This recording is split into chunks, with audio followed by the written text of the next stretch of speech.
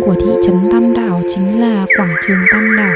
Có thể nhìn thấy khách sạn Hotel de l'Amour ở ngay trước mặt quảng trường này. Khách sạn này có tên tiếng Pháp có nghĩa là khách sạn tình yêu. Hay có thể nhìn thấy điểm tham quan cũng ngay gần quảng trường, đó chính là nhà thờ đá. Thị trấn Tam Đảo là địa danh du lịch nổi tiếng của tỉnh Vĩnh Phúc, cách Hà Nội khoảng 80 km. Tam Đảo nằm ở độ cao hơn 900 m so với mặt nước biển và có khí hậu mát mẻ quanh năm. Sở dĩ có tên gọi là Tam Đảo bởi nơi đây có 3 ngọn núi cao nhô lên trên biển mây. Đó là núi Thạch Bàn, Thiên Thị và Phú Nghĩa. Tam Đảo là một trong những khu nghỉ mát được người Pháp yêu thích trước kia. Hiện tại Tam Đảo sở hữu cảnh quan núi non và nhiều công trình mới kiểu châu Âu, và còn nhiều những di tích công trình kiến trúc do người Pháp để lại. Tam Đảo còn được biết đến là một trong những điểm săn mây mà gần Hà Nội nhất. Thời điểm lý tưởng đến săn mây chính là vào tháng 10 đến tháng 12. Đây cũng là lúc hoa dã quỳ nở rộ vàng rực kết hợp cùng với sương lạnh mờ ảo tạo nên một khung cảnh tuyệt vời. Kia chính là tháp truyền hình Tam Đảo. Xung quanh quảng trường có rất nhiều những quán bán đồ ăn, những món đồ của địa phương, hay là những món đồ nướng được yêu thích vào mùa đông như ngô, khoai hay là sắn. Các loại hoa quả trái cây ở đây thì rất là ngon, đặc biệt là dâu tây. Ngoài mua hoa quả có thể chọn loại quả và làm nước ép uống. Quán bán nước ép ở đây thì là một khu vực nhỏ được quây bằng mái tôn. Chợ Tam Đảo cũng được họp ngay gần trung tâm thị trấn. Các bạn có thể mua rau su su là đặc sản nơi đây. Hay còn có các hàng lợn gà rừng, xen kẽ là những khu bán đồ lưu niệm hay các loại củ rễ cây. Mọi người còn có thể thưởng thức các món thịt thú rừng ở đây. Tuy nhiên thì có một vài loại thịt thú rừng thì không có sẵn. Từ nhà thờ đá có đường để đi lên núi Thiên Nhị với 1.400 bậc thang đá dốc. Khi lên đến đỉnh, bạn có thể chinh phục tháp truyền hình Tam Đảo ở độ cao 1.250 m. Đối với những người lần đầu trekking đi núi thì mình nghĩ cũng không phải quá khó khăn. Khi lên đến đỉnh nhìn bao quát toàn bộ những mái nhà giữa những dàn su su. Nhà thờ đá Tam Đảo là một trong những công trình kiến trúc ở Tam Đảo còn giữ lại nguyên vẹn sau thời kỳ kháng chiến chống thực dân Pháp. Đây là một trong những biểu trưng của Tam Đảo mà du khách không thể bỏ lỡ. Bao tiền một lạng à? 7 giảm được 30.000.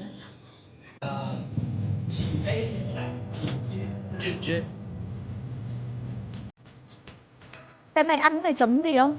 Phải chấm gì đâu, ăn nó thơm ngon ngọt mát. À thế à? Cái quả đấy thì bao tiền một cân à? Cái hồng này bao tiền một cân hả chị? 150 một cân à? Hồng này là hồng trồng ở đây hay là nhập khẩu từ nơi khác à?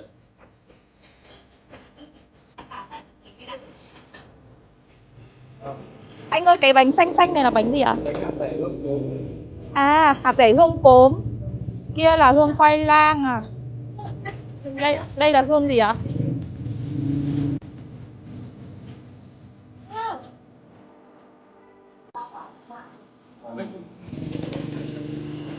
Cái này Tết chắc người bán chạy đúng không? Ui, cái này bắt tiền lạc à?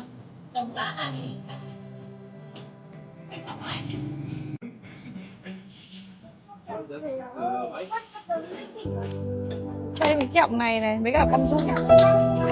Với cả cái này. Vâng. Đấy cho nên không ăn hết. Cái này. Cái run kia nữa.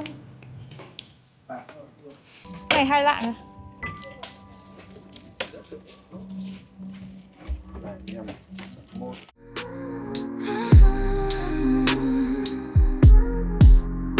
Your lips, they make me crave.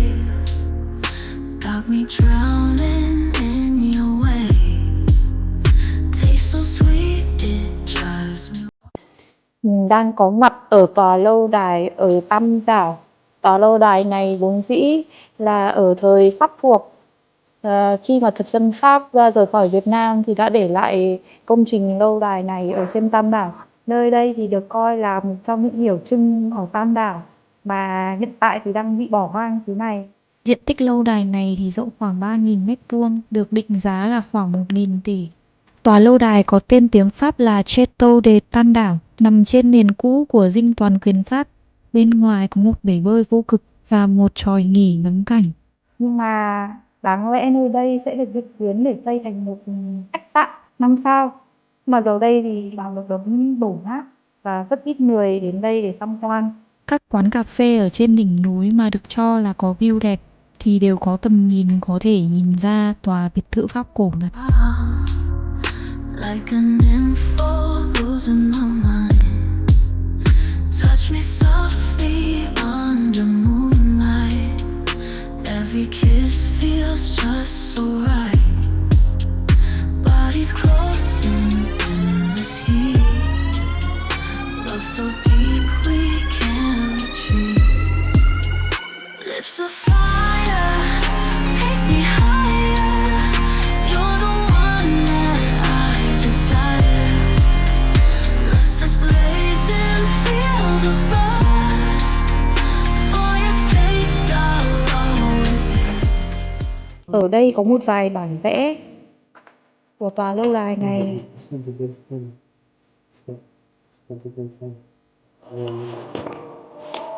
Mọi người vẫn để ở đây như thế này đây.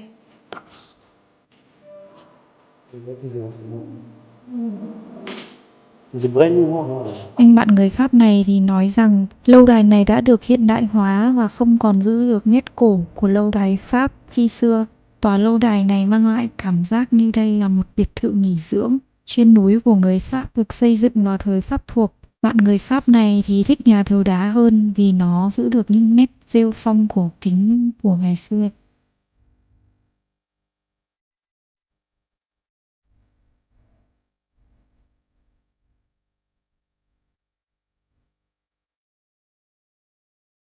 Cầu thang rất là dốc và không có tay vịn cầu thang.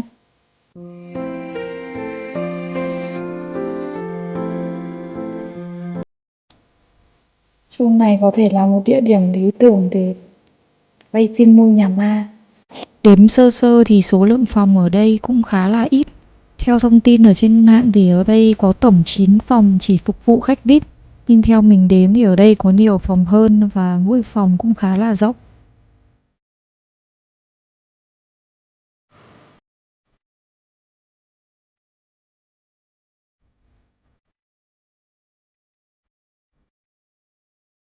Ở đây có tất cả 3 tầng, nhưng chỉ có một duy nhất, có một ban công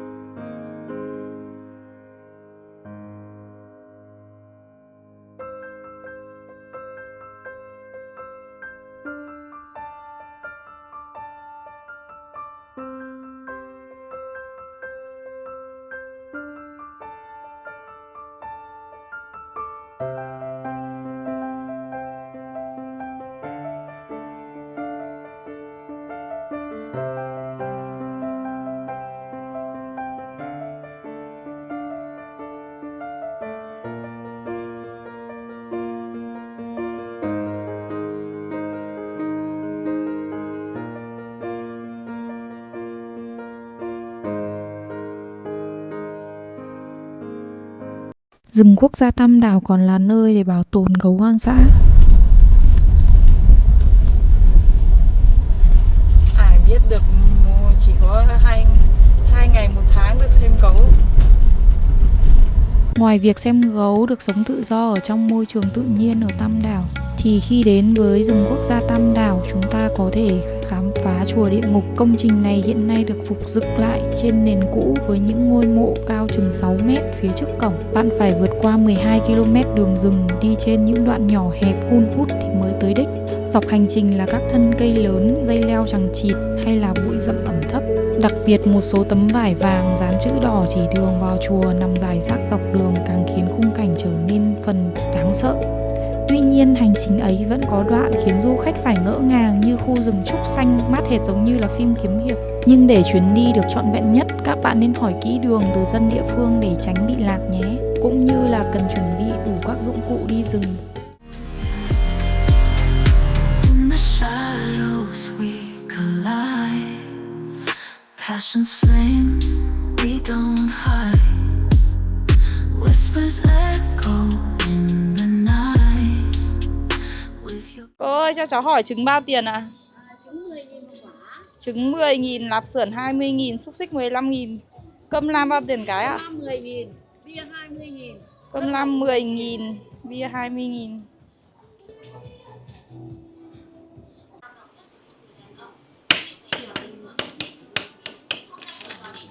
Still good. No? Yeah, it's better than boiled. Different. It's better than boiled. That for sure is spicy. And you don't try it. I like whisk. No. I like whisk. Don't try.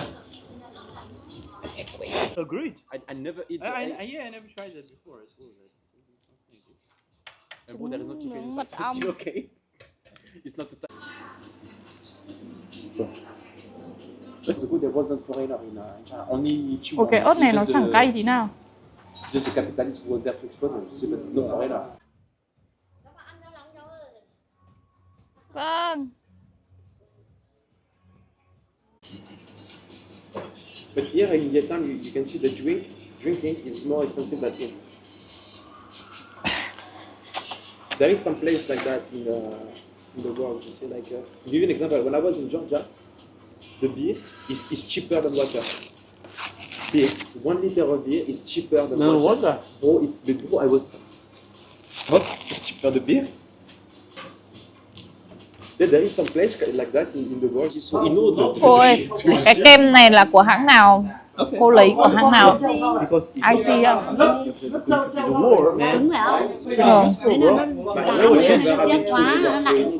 Mùa hè thì nó mềm lắm, mùa hè anh mở 3 mở 3, mùa đông không phải mở mấy à. Yeah, it's prepared. It's prepared for the Kem này nó không có vị sữa mấy.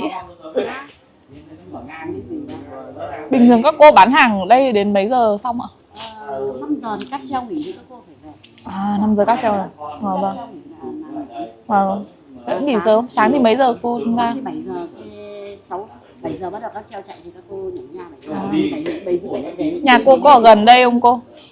Cách đây gần 2 cây. Ngoài cổng ạ. Thế là cô phải thuê một cái chuyến xe điện chờ lên đây. Lúc thì đi ô tô, lúc thì đi xe máy, lúc thì đi xe máy. À, người ta cho đi xe máy lên đây luôn. Nếu đi trước giờ thì các cô được bán, về sau giờ là đây là đường dành riêng của công ty Lạc Hồng. À. Có hai đường để lên trên đỉnh Tây Thiên. Cách thứ nhất là lội suối đi đường rừng theo đường kẻ nhờ trên bản đồ. Đây là máy phát điện thô sơ chạy bằng sức nước. Mình phát hiện một vài chiếc máy này được đặt dọc theo con suối. I could stay here every night. Darkness falls, let we remain. In this dance, our bodies strain. Kiss me deep. Hay là mọi người cũng có thể lựa chọn đi cáp treo. Vì Tây Thiên nằm trong thung lũng được 3 ngọn núi cao nhất trên dãy Tam Đảo bao bọc, nên khi đi cáp treo các bạn sẽ có cảm giác như được vượt qua vài ngọn núi.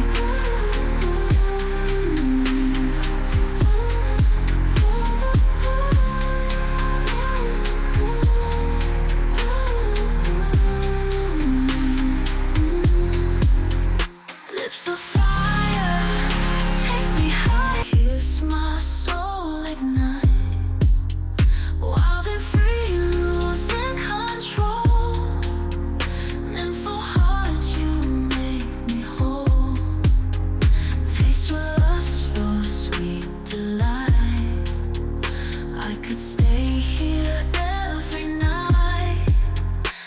darkness falls, let